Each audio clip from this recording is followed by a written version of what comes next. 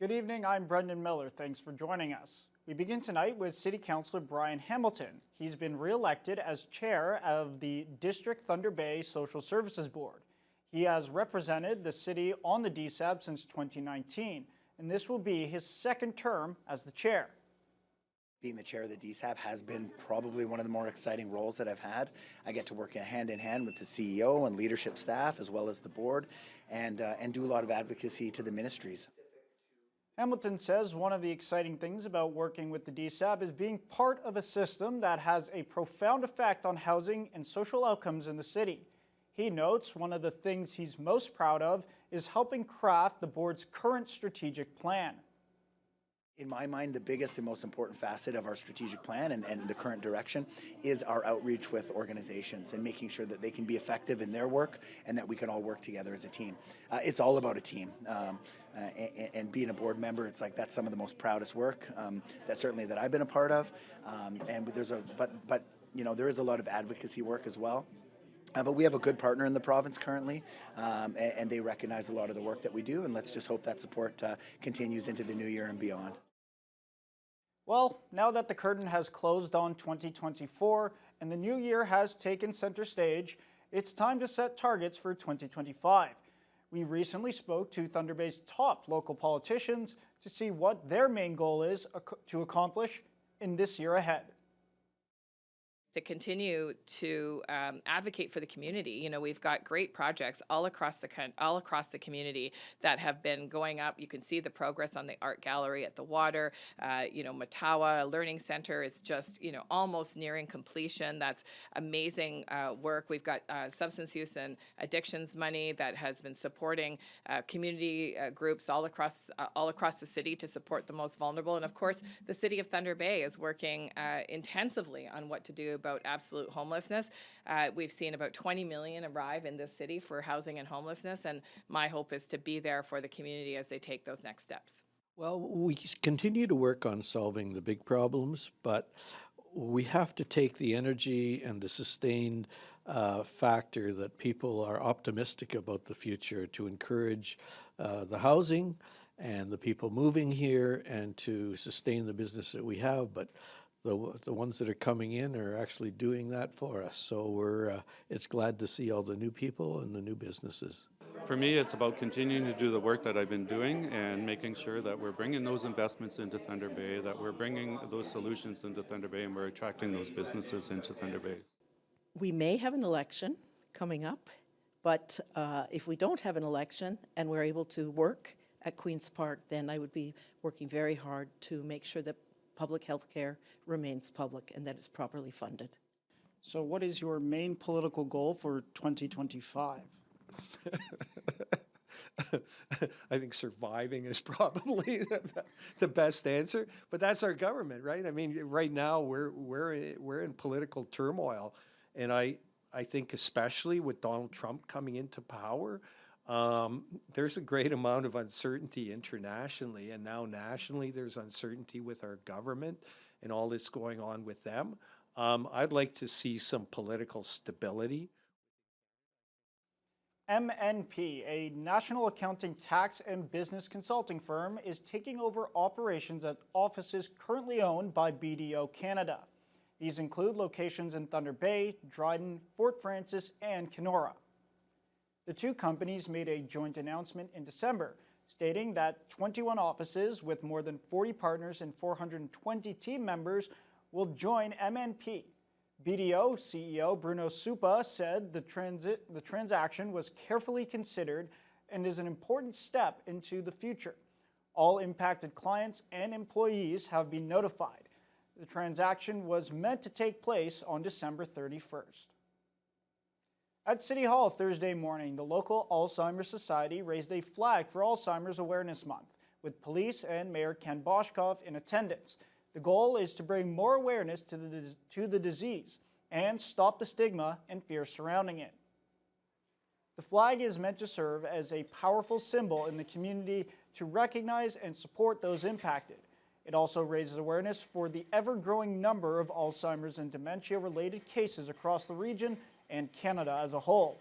Alzheimer Society Director Sharon Pitawanaquit says efforts are becoming more important as the number of cases are expected to rise by over 200% by 2050. So in Canada, overall, there's 700,000 people who live with the disease. And every day, more than 350 people develop a form of dementia. So that's about 15 people every day. Alzheimer's and dementia-related illnesses carry quite a considerable amount of stigma, a lot of fear. So individuals often don't reach out for support. And so we want to, first of all, let people know we're here and that they can call us with any questions. The hope is more awareness will broaden resource access and strengthen the support already in place. Paws for Love and Pet Value kicked off the year by hosting a special meet and greet. The event featured adorable rescue dogs of all ages, eagerly awaiting their forever homes. Emma Chilton has the story. The meet and greet was a great way to meet the puppies and dogs. The storefront was packed with people looking to adopt, and some just to show the rescue dogs love. We already adopted one before from here, so we have one at home already. We like to come and look at them. I don't know. They're just really cute. I like to look at them. She's a 7-month-old female, has lab mix. She enjoys playing with other dogs.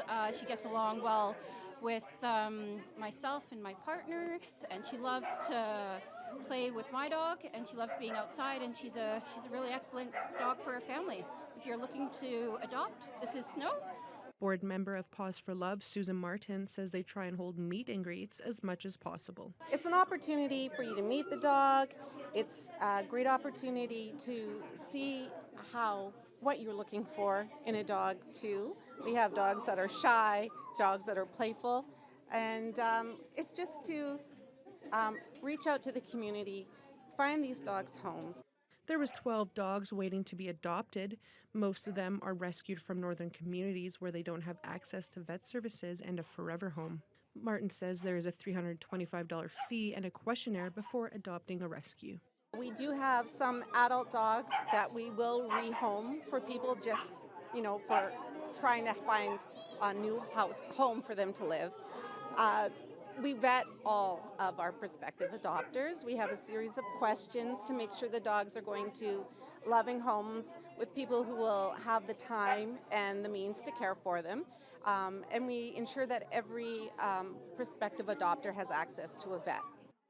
Paws for Love has a longtime rescue in their care named Marley, who is a 7-year-old dog still in need of a forever home. Marley is from Nipigon and was dumped on a side road by her owner because she had a tumor on her stomach and the owner could no longer care for her. Since then, her tumor has been removed and is now healthy.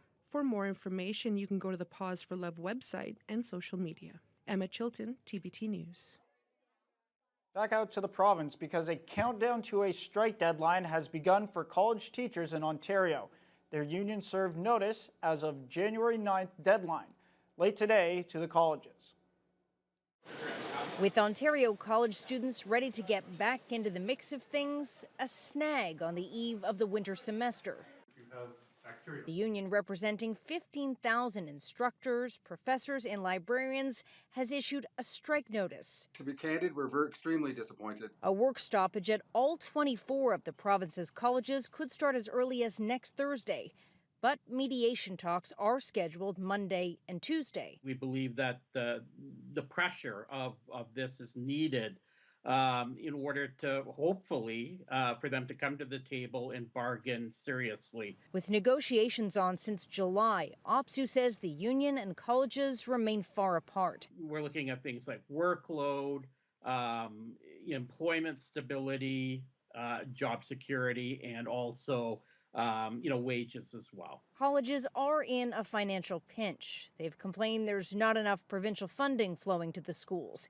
They've been hurt by a tuition freeze and federal cap on international students. They've made demands that are just, I'm telling you, no employer in Canada would agree to them.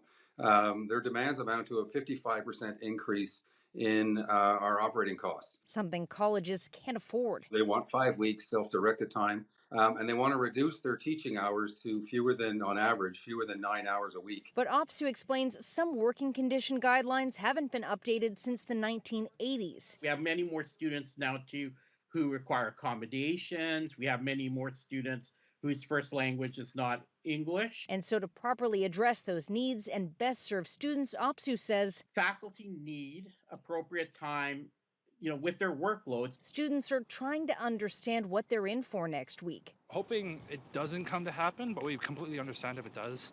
Of course, everybody needs to earn their pay and get exactly what they're worth. I think if we miss some of the classes, it's not going to be good for us because we're going to miss some information and some stuff that we need to study. Colleges hope OPSU will agree to binding arbitration if mediation doesn't work to keep classes going.